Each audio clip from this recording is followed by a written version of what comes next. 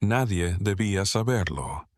El recibo en sí era un fantasma, un fragmento de papel marrón y frágil oculto dentro de la encuadernación de un libro de impuestos de 1849. Permaneció oculta durante más de 170 años, un secreto enterrado bajo el polvo y el silencio institucional. Hasta ahora, la mañana del 11 de abril, en el aire pegajoso y lleno de mosquitos de Augustine Parish, Luisiana, se llevó a cabo una transacción para ser olvidada. Un muchacho de solo 19 años fue vendido en las gradas del juzgado. Su crimen nunca fue reportado. El precio fue de 17 centavos.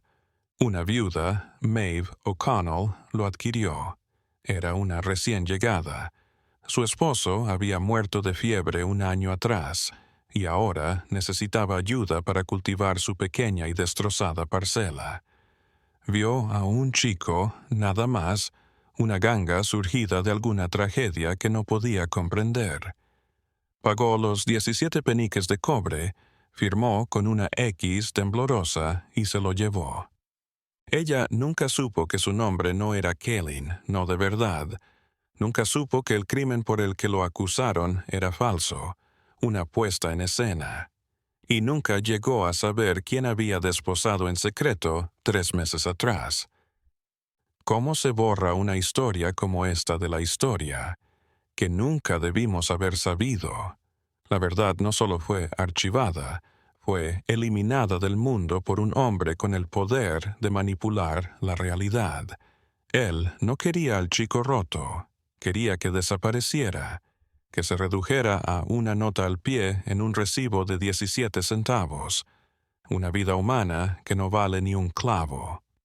El silencio que siguió no fue casual, fue diseñado. El hombre que dirigió esta macabra obra de teatro humano fue el juez Alistair Finch. In St. Augustine Parish, his word wasn't just law, it was gospel. Era un hombre de piedra y sombra de pantano. Su familia había dominado las vías legales y monetarias de la parroquia por 3 generaciones. Su autoridad no provenía de sus tierras, aunque poseía miles de acres, sino de controlar la verdad misma. Era el juez de la corte, nombraba al sheriff y tenía las hipotecas de medio pueblo. Toparse con el juez Finch no era jugarse el pan, era jugarse la vida. Podía hacer que el nombre de un hombre se eliminara de las listas de votantes, se destruyera su crédito, se le arrebatara su propiedad por una tecnicidad olvidada. Era un rey sin título y su reino, un lugar de orden sofocante en el que todo el mundo conocía su lugar. El chico, Colin, había sido una de sus compras. No fue parido en su plantación, sino que fue comprado años atrás a un tratante de Virginia. Era reservado, excepcionalmente inteligente y tenía una serenidad que inquietaba a los demás esclavos y maravillaba al juez.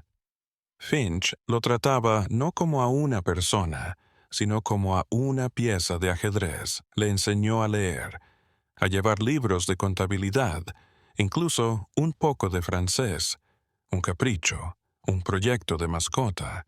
El juez amaba tener algo que nadie más tenía, una mente que él mismo había cultivado, un alma que él pensaba que había escrito. Pero una mente abierta no puede ser controlada. Kaylin miró el mundo con ojos que el juez nunca esperó, y esa comprensión lo llevaría a la única persona en Augustine Parish a la que nunca debió haber visto como a una igual, un eco susurrado de la época que resonó a través de las comunidades gula de la costa. Habla de matrimonios en las sombras entre esclavizados y poderosos, consagrados no por la ley, sino por votos más antiguos y profundos. Eran secretos que, de ser descubiertos, podrían destruir esa sociedad. Esta es una. Las obligaciones de Callan lo condujeron hasta la impoluta mansión de pilares blancos del juez. Le destinaron a la biblioteca, una sala enorme y silenciosa repleta de libros de Londres y París, y fue allí donde la conoció. Genevieve Finch, la única hija del juez. Tenía 17 años, un fantasma en su propia casa, instruida pero aislada, rodeada de lujos pero sofocada por las exigencias de su padre. Estaba comprometida con el hijo de un senador de Baton Rouge, un matrimonio político que consolidaría aún más la dinastía Finch. Pero Genevieve era tan inteligente como su padre y tenía un corazón que él había olvidado alimentar. Vio en Colleen no a un sirviente, no a una posesión, sino a la única otra persona en su mundo que parecía estar viva. Sus diálogos iniciales fueron susurros, compartidos entre los lomos encuadernados en cuero de Voltaire y Shakespeare. Él le hablaba de las estrellas, ella le hablaba del mar. Le enseñó los nombres de las constelaciones tal como los conocía en el folclore africano. Leía poesía de libros que su padre le había prohibido abrir. Eran dos cautivos en la misma jaula dorada, y en ese encierro compartido algo prohibido y hermoso floreció. Era un amor imposible, un amor mortal, y ambos lo sabían. Pero saber y detener eran dos cosas diferentes. Sus encuentros clandestinos se volvieron más frecuentes, más desesperados. El silencio de la biblioteca se llenó de un significado que pronto rompería su mundo. Era más que amor, era una rebelión del alma. En pleno invierno, bajo el roble que había resistido 3 siglos, se juraron. Sabían que ningún cura los casaría, que ninguna ley reconocería su matrimonio. Así que hallaron a una anciana cerca del pantano, una curandera llamada Elizabeth, de costumbres anteriores a la parroquia, anteriores a América. En una ceremonia bajo una sola vela, juraron sus votos en inglés y en un idioma que el juez habría llamado tonterías paganas.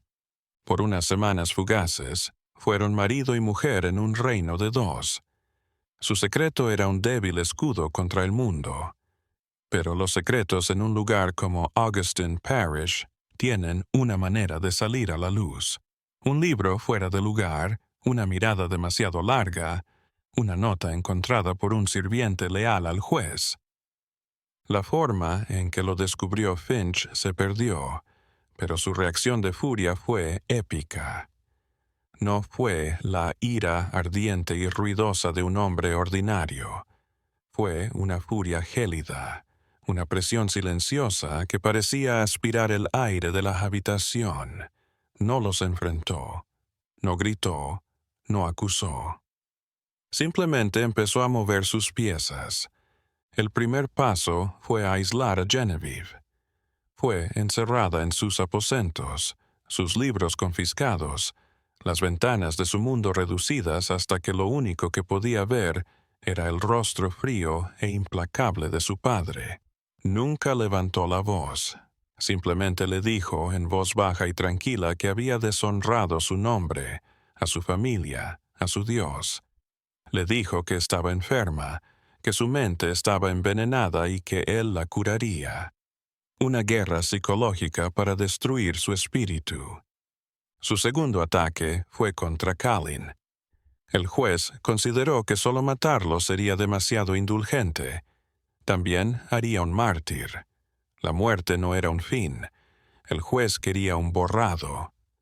Debía destruir al hombre con quien su hija se había casado, reducirlo a algo tan patético, tan indigno, que el pensamiento de él se convertiría en una vergüenza para Genevieve. Ideó un plan cruel.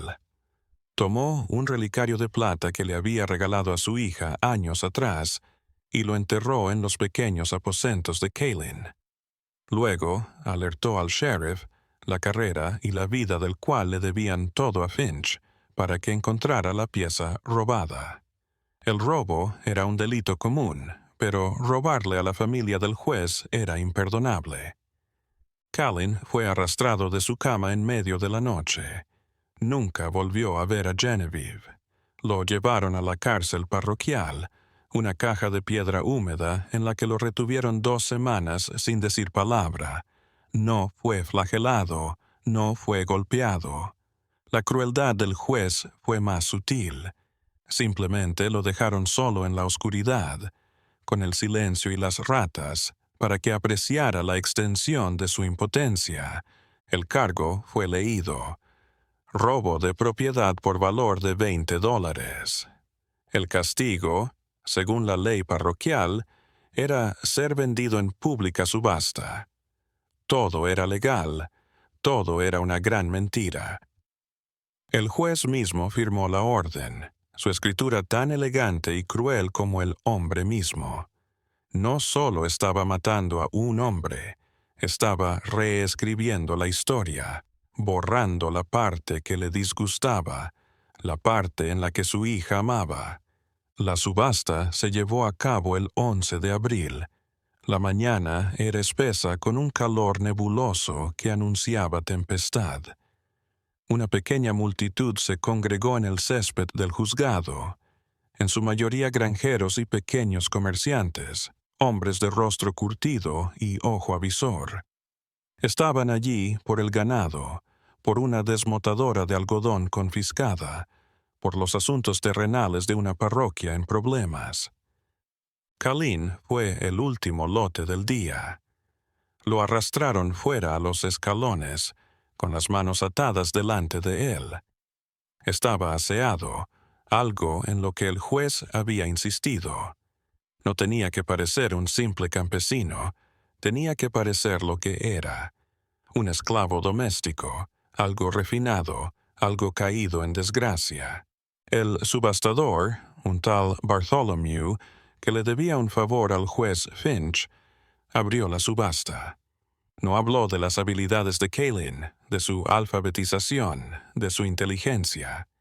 Simplemente nombró el cargo y el juicio. Luego dio a conocer la primera oferta. «La corte pone el precio», gritó, con la voz tensa, «en 17 centavos». Un murmullo confuso recorrió la multitud. 17 centavos. Era una burla, era una broma.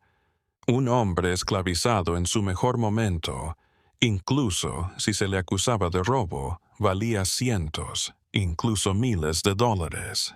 Un precio tan bajo significaba una de 2 cosas: o el hombre estaba muriéndose en secreto, o esto era otra cosa. Era una señal. Los hombres más inteligentes de la multitud captaron de inmediato. Esto no era una venta, era un sacrificio, una humillación pública orquestada por una mano invisible. Pujar es entrometerse, meterse en los asuntos de los grandes. Y en Augustine Parish, nadie era tan tonto como para hacerlo. El silencio se alargó. Fue en ese silencio sofocante que Maeve O'Connell, la viuda, se movió. Ella no entendía de política. No veía las líneas de poder que resplandecían en el aire. Todo lo que veía era un niño perdido y un precio que podía pagar. Su esposo le había dejado 3 acres de tierra sin arar y una deuda en la tienda general. Por 17 centavos podría tener un asistente. Era matemática simple y desesperada. Se abrió paso entre la multitud, su chal sobre los hombros a pesar del calor. «Me lo llevo», dijo, su voz fina pero firme. 17 centavos. El subastador, Bartholomew, se quedó atónito. Miró con temor hacia el juzgado, donde sabía que el juez Finch estaba observando desde su ventana. Esto no estaba en el plan. El plan era que Callan se quedara allí, sin vender, hasta que terminara la subasta, un despojo humano que nadie tocaría. Luego sería devuelto a la granja prisión parroquial, de donde nadie volvía sano.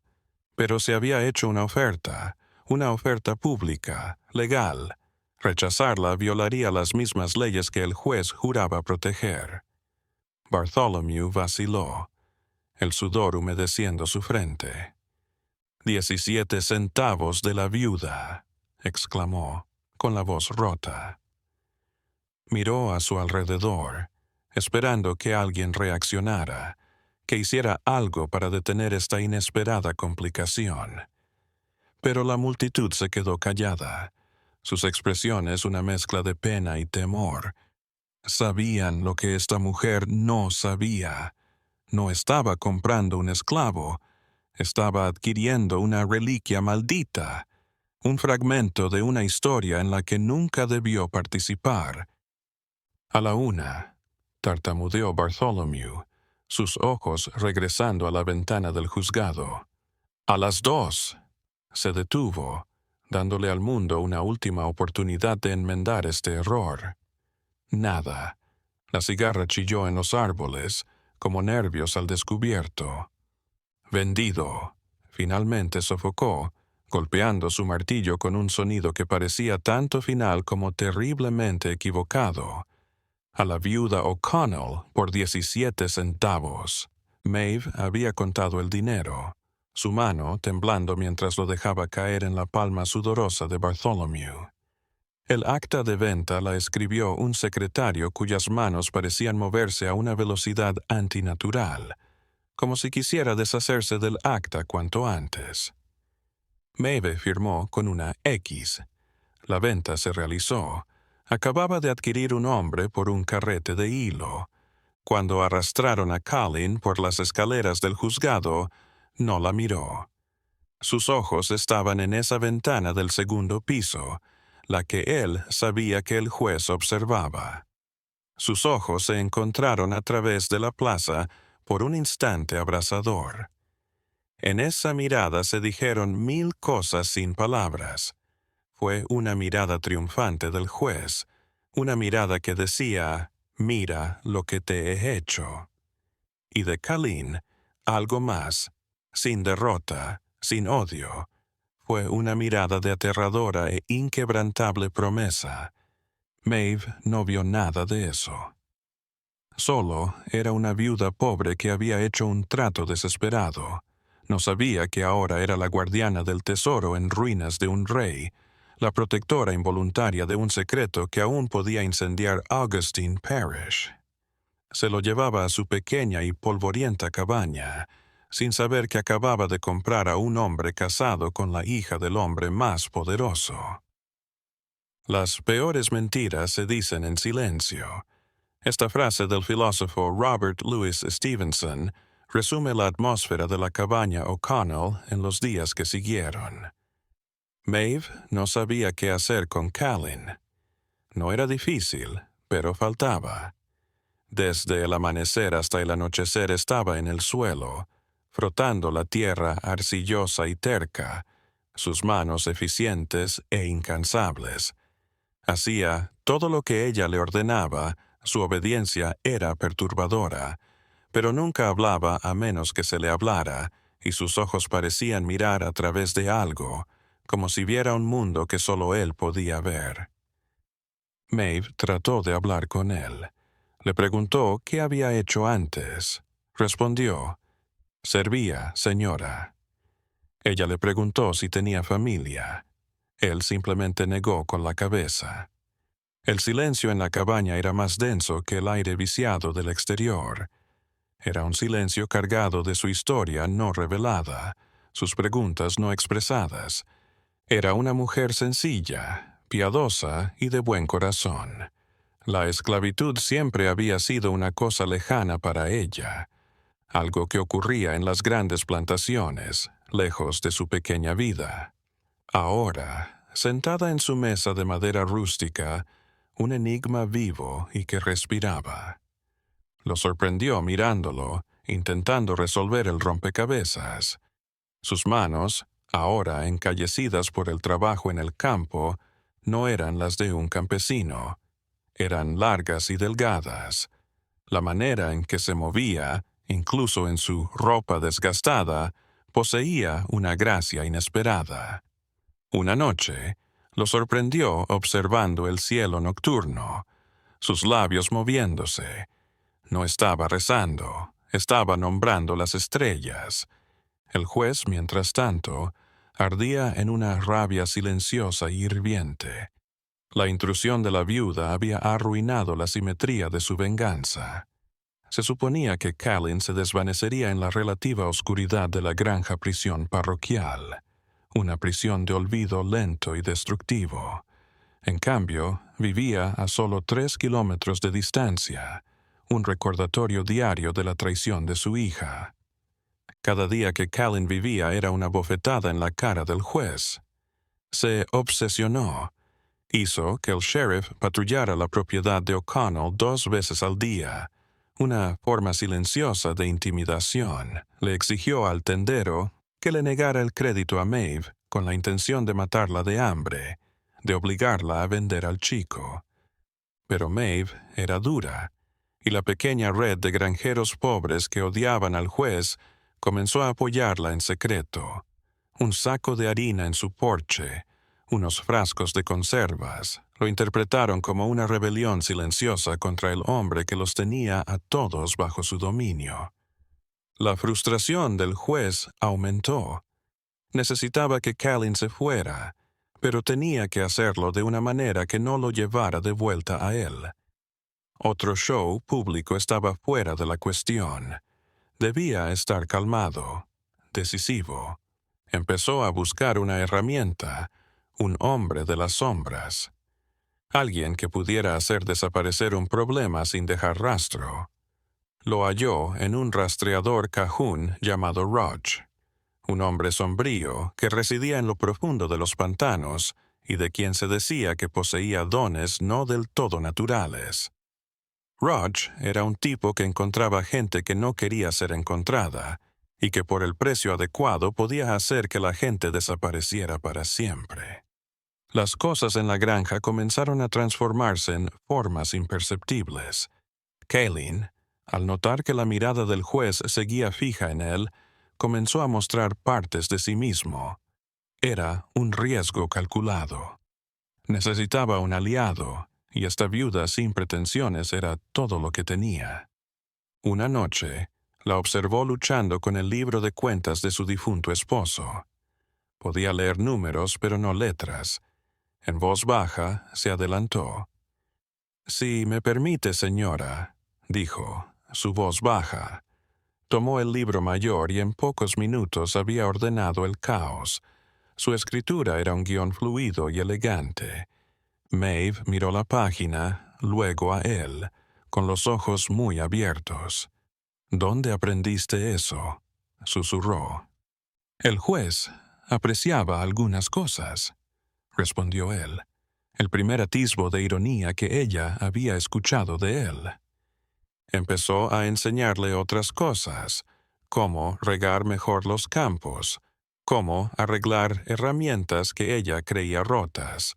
No era un simple empleado, era un arquitecto de la supervivencia. Entre ellos se tejió un hilo delgado y silencioso. No era amistad, aún no. Era el respeto fatigado de 2 náufragos aferrados a la misma tabla en medio del océano. Maeve empezó a mirarlo no como 17 centavos de músculo, sino como un hombre de insondable profundidad. Y con esa comprensión llegó un pensamiento aterrador. Lo que fuera que hubiera hecho para enfurecer al juez Finch tenía que haber sido algo enorme. Estaba escondiendo no solo a un fugitivo, sino a un secreto. Y empezó a darse cuenta de que los secretos en Augustine Parish se vendían caros. Una imagen aterradora de un viejo diario parroquial. Vio al hombre del juez, Root, en el pueblo hoy.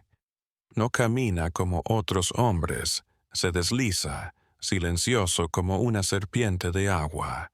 Sus ojos son del color del lodo del pantano, y lo observan todo. Este era el hombre que ahora rodeaba la pequeña granja de Maeve. Callan lo sintió antes de verlo.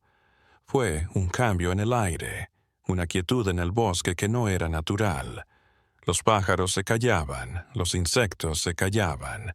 Era el silencio hambriento de un depredador acechando a su presa. Callan lo sabía.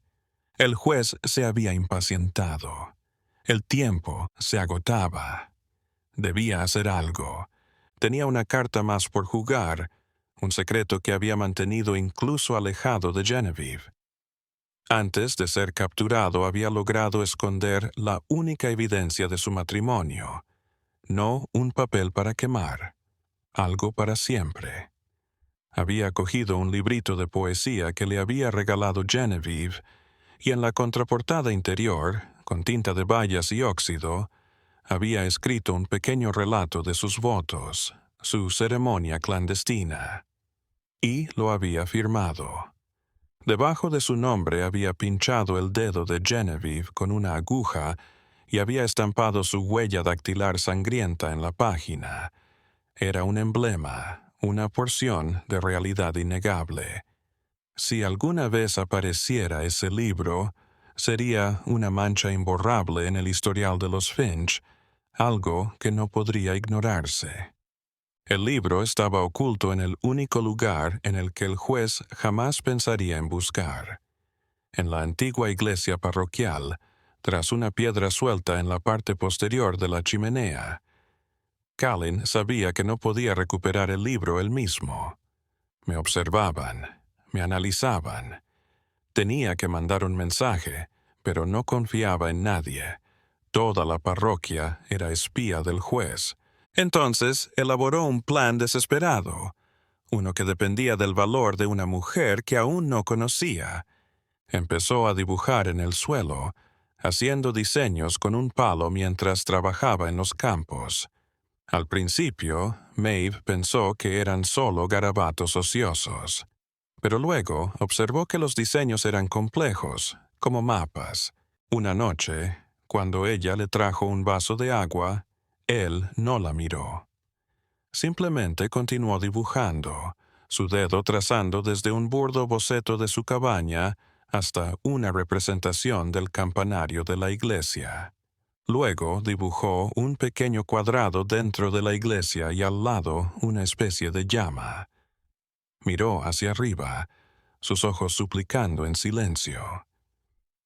Era un mensaje sin palabras, un mapa escrito en el polvo. Él esperaba que ella comprendiera.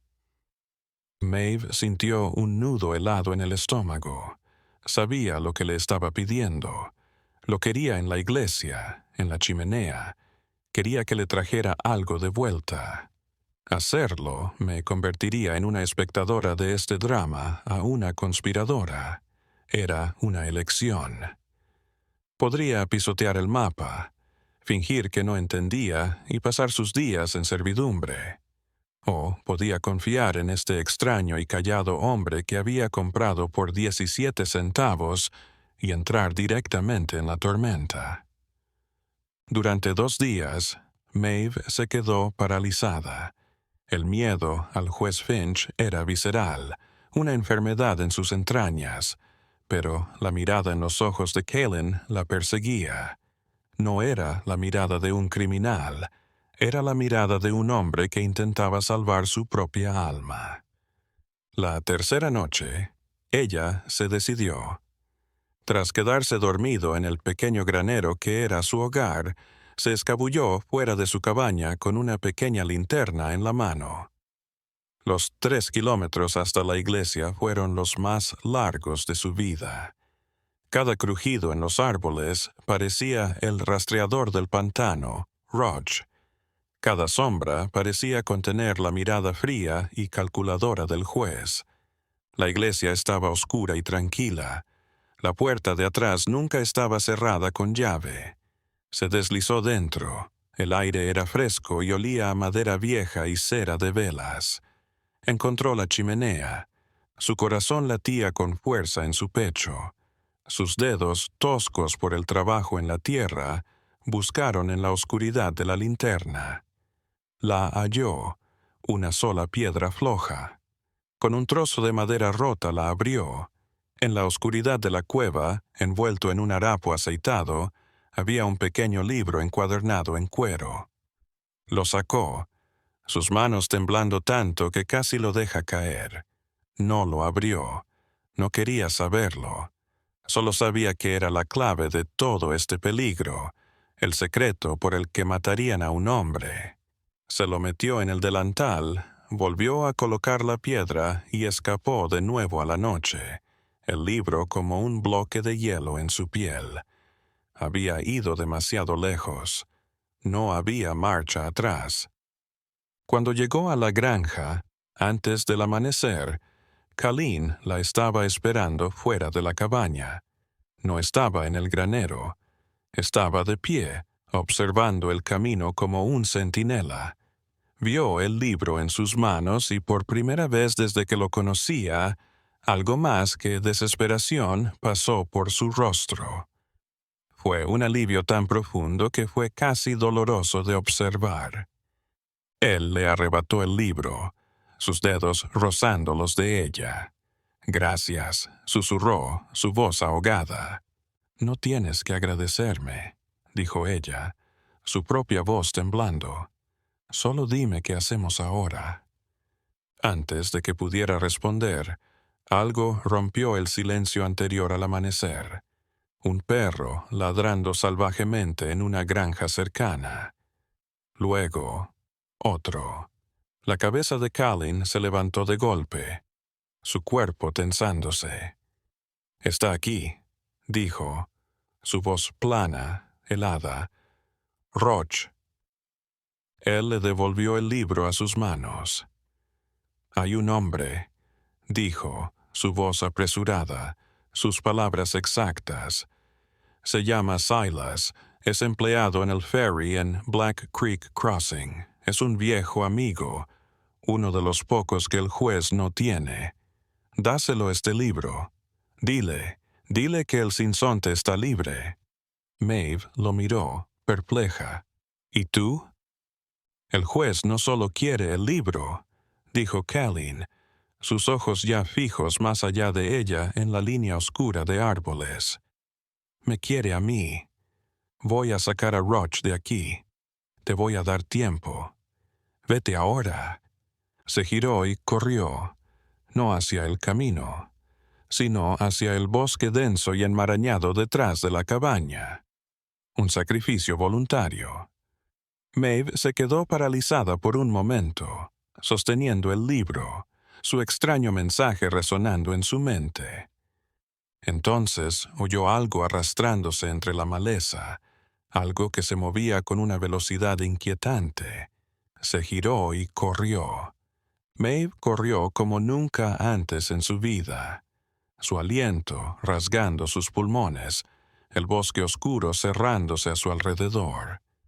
No conocía la senda, tropezaba con las raíces, su rostro golpeado por las ramas bajas. Solo conocía la ubicación de Black Creek y corrió hacia allí con un miedo que nunca había imaginado. Tras ella, podía oír la persecución. No los ruidos de una persecución torpe, sino los ruidos escalofriantemente eficientes de un depredador. Una rama rota aquí, un paso silencioso allá, y Colleen, más tarde, haciendo el ruido suficiente para mantener al cazador sobre él, lejos de ella. Era una carrera contra el amanecer. Finalmente, emergió del bosque en las orillas lodosas de Black Creek. El ferry era simplemente una balsa de madera accionada por poleas. Un hombre negro, encorvado y de pelo blanco, estaba a su lado, listo para el primer cruce del día. «¡Silas!», jadeó, tropezando hacia él. El hombre levantó la vista, sus ojos inteligentes y penetrantes. Se miró el vestido roto, el rostro de pánico, el libro en la mano. «¿Eres Silas?», repitió ella, su voz desesperada. «Lo estoy», respondió él, su voz un susurro bajo y tranquilizador. «Colleen me envió», dijo ella, entregándole el libro. «Dijo que te diera esto. Dijo que el sinsonte está libre. El rostro de Silas no se inmutó. Recogió el libro con mano firme. Su rostro estaba sombrío. Captó el código. Era la señal de que Kalin estaba poniendo en marcha la última y más desesperada parte de su plan. Significaba que probablemente no llegaría a la noche. Se había sacrificado para que la verdad viviera. Al otro lado del arroyo, a través de la niebla de la mañana, llegó un sonido, un grito agudo, un dolor interrumpido.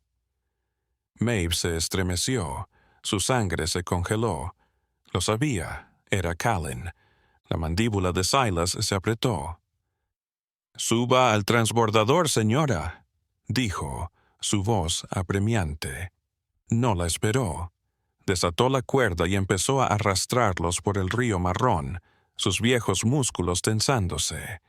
Alcanzando la mitad del arroyo, lo vieron. Roch, el rastreador, salió de entre los árboles al otro lado. Portaba un cuchillo largo y de aspecto perverso, su hoja manchada de oscuridad. Se quedó de pie, mirando el ferry, su expresión de fría frustración. Era demasiado tarde. Maeve observó al hombre que acababa de cazar y probablemente matar al chico que compró por 17 centavos. Sintió náuseas y dolor tan fuertes que sus rodillas se doblaron. Había sido una pieza en un juego que no entendía, y la gente moría por ello. «¿Qué?», susurró, su voz rota y cruda. Silas no la miró. Mantuvo la mirada fija en la orilla distante como si retara al rastreador a intentar cruzar. «Ahora», dijo, su voz arrastrándose con una tristeza agotada, «el juez pierde». Sacó el libro de su abrigo, sosteniéndolo para que Roach lo viera al otro lado del agua. Un desafío, una promesa de que esta historia no moriría en el silencio del pantano. Roach se giró y volvió a adentrarse en el bosque, su misión un éxito catastrófico. Alcanzaron la otra orilla del arroyo, una tierra, como un país extranjero, donde el brazo del juez no podía alcanzarlos. Silas aseguró el transbordador y guió a Maeve a una cabaña apartada a poca distancia de la orilla. En el interior, una lámpara de aceite arrojaba un brillo suave sobre una habitación sencilla. Silas dejó el libro sobre la mesa con una reverencia que la sorprendió. «¿Estás seguro aquí por ahora?», dijo. «¿Quién eres tú de verdad?», Maeve finalmente preguntó. «Conocí a la madre de Kalin», dijo Silas, su voz cayendo, convirtiéndose en una confesión. «Hace años, antes de que el juez la comprara, éramos del mismo pueblo en Virginia. Le prometí que protegería a su hijo». Se detuvo, su mirada lejos. «Fallé. Me quedé quieto y no hice nada durante años, demasiado asustado de lo que el juez podría hacer. Kalin sabía que yo operaba este transbordador. Sabía que estaba involucrada con personas que ayudan a la gente a desaparecer. El ferrocarril subterráneo. Me llamó hace semanas, antes de que todo esto sucediera. Sospechaba que el juez conocía su secreto. Trazamos un plan, uno desesperado. Sacarlo fue una cosa, pero él no iba a irse sin la evidencia, sin este libro». Golpeó la tapa. Dijo, «La vida de un hombre es efímera, pero la verdad puede ser eterna si alguien tiene el coraje de defenderla». Finalmente la miró, sus ojos llenos de tristeza. No pensó que lo lograría. Me hizo jurar que si mandaba la señal, llevaría el libro al norte, cueste lo que cueste. Se inmoló para que todos algún día supieran lo que el juez Finch le hizo a su propia hija. Maeve finalmente se derrumbó. Las lágrimas que había estado reprimiendo durante días, semanas, Finalmente llegaron. Una tormenta por un chico que apenas conocía, pero cuyo valor había destrozado su mundo. Lloró por su amor, por su vida, por la injusticia. Silas la dejó llorar, su silencio un respeto por su aflicción. Cuando terminó, su cuerpo dolorido por la intensidad de sus lágrimas, miró el libro sobre la mesa. Su esposa dijo con la voz ahogada: «La hija del juez. ¿Qué pasó con ella?» El rostro de Silas se tensó. Después de que el juez la encarceló, trajo un médico de Nueva Orleans, un especialista en histeria femenina. La declararon incapaz, un peligro para sí misma. Fue internada en un manicomio en Mobile, el lugar donde la gente va a ser olvidada. Es una cautiva como lo fue Kaylin. El juez no solo le arrebató a su esposo, le robó su mente, su libertad, su nombre. Hasta donde el mundo sabe, Genevieve Finch tuvo un colapso nervioso y fue enviada lejos por su salud. La historia es limpia, ordenada y mentira. La crueldad de ello era asombrosa. Fue un asesinato del espíritu, una manera de destrucción perfectamente legal y socialmente aceptable. El juez no solo había eliminado a Kaylin, había eliminado a su propia hija, convirtiéndola en un fantasma mucho antes de su muerte. Ahora Maeve entendía. Los 17 centavos, la subasta, el rastreador, todo era una pieza de control malvada y bien orquestada. Y ella, la viuda estúpida, había tropezado con el escenario y arruinado el gran final. «¿Qué dice el libro?», Maeve preguntó, su voz apenas un susurro. Silas lo abrió. Se dirigió a la contraportada interior. Allí, en la letra de Kaylin, su matrimonio secreto. Debajo del texto, 2 firmas. Una era de Kaylin. La otra no era una firma, sino una mancha marrón rojiza, una huella dactilar sangrienta. «La marca de Genevieve», murmuró Silas. «Me lo dijo. Prueba de que ella hizo el voto libremente. En las manos correctas, este libro destroza el relato del juez. Demuestra que él inventó el cargo de robo. Prueba que institucionalizó a su propia hija para ocultar una verdad que no podía soportar». Cerró el libro. «Mis amigos llevarán esto a los editores abolicionistas de Filadelfia. Se va a imprimir. La historia se escribirá. No va a traer de vuelta a Kaylin. Ni siquiera voy a liberar a Genevieve. Pero será una fisura en el trono del juez. Será un fuego que nunca se extinguirá del todo». Miro a Maeve, su rostro serio. «Pero no puedes regresar a Augustine Parish, nunca. El juez nunca te dejará en paz. Eres el cabo suelto, el que sabe toda la historia».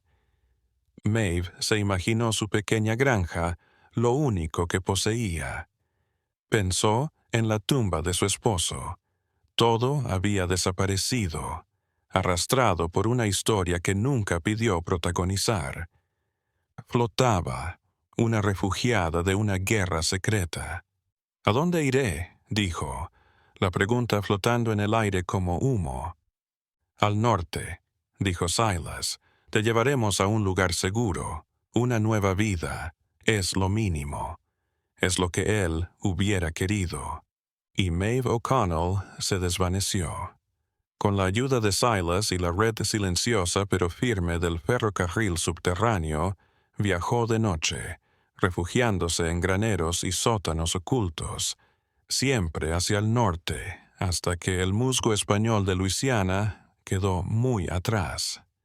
Se cambió el nombre, se cortó el pelo, se transformó en otra, una mujer sin pasado.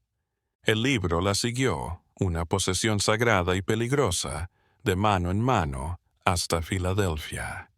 En la primavera de 1850, un folleto anónimo comenzó a circular. Se llamó Una parroquia de mentiras y trataba sobre un poderoso juez sureño, su hija y el esclavo educado que destruyó para proteger el nombre de su familia. No identificó al juez Finch ni a Augustine Parrish. Eso habría puesto en riesgo a los impresores. Pero los detalles eran lo suficientemente precisos como para que las autoridades de Luisiana supieran exactamente de quién se trataba. La historia fue rechazada por los medios tradicionales como propaganda abolicionista, pero el daño estaba hecho. El murmullo había comenzado. La fisura en el trono se había abierto. El poder del juez, antes tan absoluto, ahora tenía un límite. Se volvió más reservado, más paranoico, viendo traición en cada sombra. Se gastó una fortuna buscando al autor del panfleto, rastreando a la viuda desaparecida, pero no encontró nada. Estaba peleando con un fantasma. La verdad, una vez liberada, no podía ser capturada de nuevo. ¿Qué pasó con el resto? El juez Alistair Finch había muerto en 1863, no por una bala en la guerra que había destruido su mundo, sino por un derrame cerebral, solo, en su gran biblioteca, rodeado de los libros que habían sido testigos del amor prohibido de su hija. Cuentan que en sus últimos años maldecía a fantasmas, su mente devorada por enemigos reales e imaginarios que habían manchado su inmaculado legado. Genevieve Finch pasó el resto de su vida en el manicomio de Mobile. Murió en 1888. La causa de la muerte fue neumonía, pero los archivos del manicomio dicen que se quedó callado y distante durante sus últimos 40 años y no habló con nadie. Si su mutismo se debió a los maltratos del manicomio o a su propia autodestrucción perpetua, nadie lo sabe. Se convirtió en el fantasma que su padre siempre deseó que fuera. Roch, el rastreador, se desvaneció de nuevo en los pantanos. Su nombre se menciona por última vez en un informe del sheriff de 1854. Fue hallado muerto flotando en un pantano, con el cuerpo hinchado e irreconocible. El informe atribuye la muerte a un ataque de caimán, pero todavía hay rumores de que alguien lo atrapó, de que una deuda de esa noche en Black Creek finalmente se cobró. Silas siguió manejando su transbordador, un hombre callado y humilde que ayudó a muchos otros a alcanzar la libertad. Su propia expiación duró toda una vida. Y Colleen, su cuerpo nunca fue hallado. Roch probablemente lo enterró en una tumba sin nombre en el pantano, otra víctima tragada por la tierra oscura de Luisiana. Fue eliminado, tal como el juez había querido. Pero su legado, por lo que murió, continuó. Se convirtió en una leyenda silenciosa, una advertencia susurrada entre aquellos que conocían la verdad. Era una prueba de que puedes callar a una persona, pero no puedes matar una idea. Puedes enterrar un cuerpo, pero no puedes enterrar la verdad para siempre. La viuda Maeve, que vivió hasta vieja en un pueblecito de Ohio, nunca habló, pero dicen que guardó un panfleto desgastado en una caja cerrada con llave hasta el día de su muerte. La historia del chico que compró por 17 centavos, el chico que era secreto, marido, rebelde, rey en un mundo que se negaba a verlo. Si vas hoy a Augustine Parish, no hay nada en los registros de la iglesia que lo muestre. El nombre Finch aún vive en el juzgado, en la biblioteca. La historia la escriben los vencedores, pero pregunta en el cruce de Black Creek y algunos de los más viejos te dirán otra cosa. Te hablarán de un fantasma que a veces recorre el bosque buscando un libro. Te hablarán de un amor más fuerte que la ley, de una verdad que costó todo. Si me has seguido hasta aquí en la oscuridad, escribe "El sinsonte es libre" abajo. Ya no solo lo observas, te conviertes en su protector, en testigo de una historia borrada. Es una carga, ¿sabes? Conocer algo que debía olvidarse. El recibo de 17 centavos está ahora en un archivo universitario, una pieza de museo. La mayoría de las personas que lo observan solo ven un intercambio extraño y lamentable de una época salvaje. Ven el precio y sacuden la cabeza ante la barbaridad. Pero no saben. No saben la historia de la tinta. No ven el espectro de un matrimonio clandestino, la ira gélida de un juez poderoso, o el coraje imposible de una mujer que confió en un extraño. No saben que esos 17 peniques fueron el rescate de un rey enamorado y rebelde. Ellos ven un recibo de esclavo, pero tú ves una declaración de guerra. Una guerra silenciosa, entre libros ocultos y corazones que se niegan a ser olvidados. Es un recordatorio de que las historias más significativas son a menudo las que dejan las huellas más tenues, las que tienes que desenterrar, las que tienes que luchar por mantener con vida, las que los hombres poderosos trataron de sepultar bajo sus leyes y sus falsedades. El sistema que había producido al juez Finch, el que había hecho todo lo que hacía legal, no era un conjunto de leyes, era una prisión mental. Se edificó sobre la noción de que ciertos individuos eran cosas, y que sus vidas y amores no poseían valor, salvo el que les otorgaban sus amos. El crimen de Callan y Genevieve no fue robo, no fue solo amor. Su delito fue pensarlos iguales. Su revolución fue reconocerse plenamente humano el uno en el otro. Ese fue el único pecado que el juez y el mundo que él representaba no pudieron perdonar. Porque si un esclavo y la hija de un amo podían casarse, si podían hacer un voto que iba más allá de la ley y la posesión, entonces todo en lo que se basaba su sociedad era una mentira. Implicaría que el poder era una invención, que el orden social era una ilusión, y que las cadenas no estaban solo en las muñecas de los esclavos, sino en la mente de los amos. El juez tuvo que destruirlos, no solo para castigarlos, sino para preservar su propia cordura, para fortalecer los muros de la realidad que había erigido en torno a sí misma. Su crueldad no fue venganza, fue autopreservación.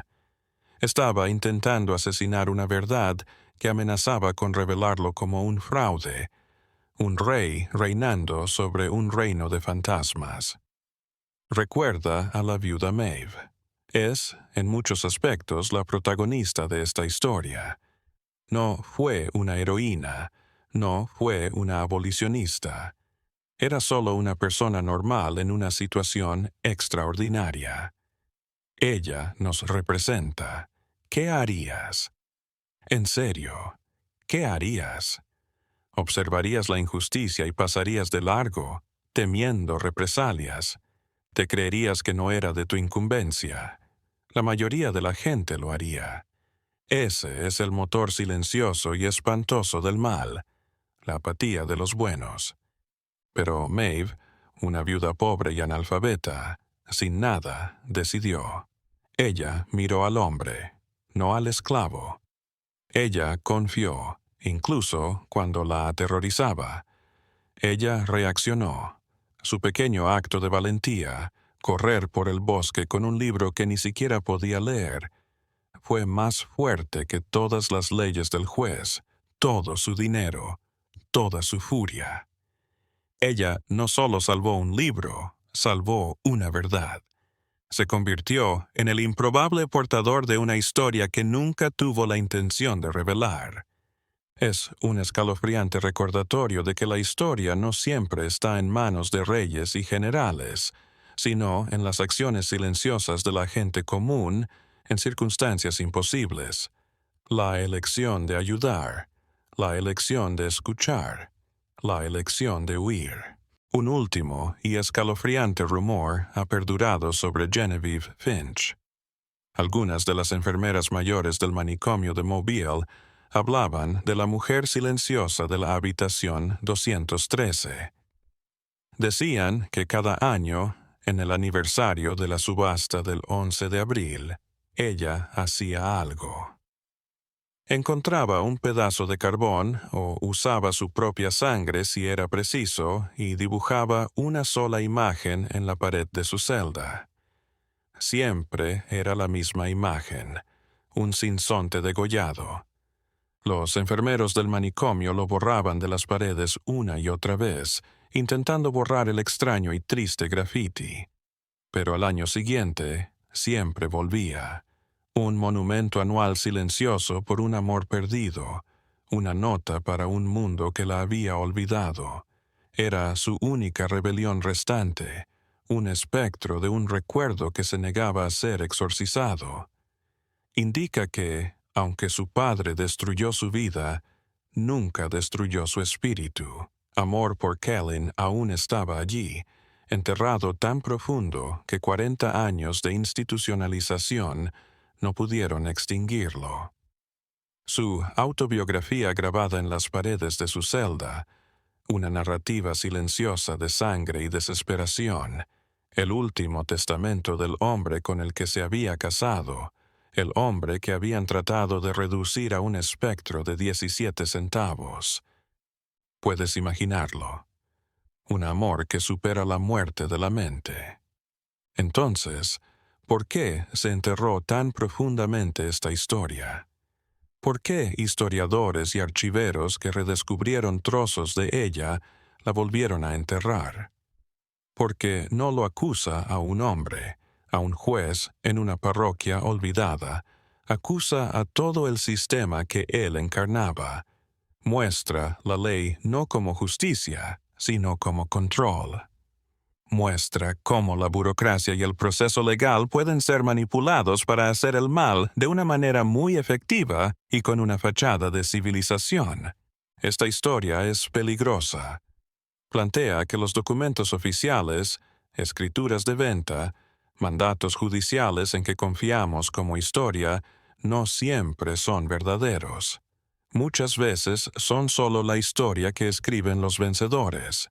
La verdad se oculta en los chismes, los rumores, los panfletos anónimos, los grafitis en un muro de manicomio.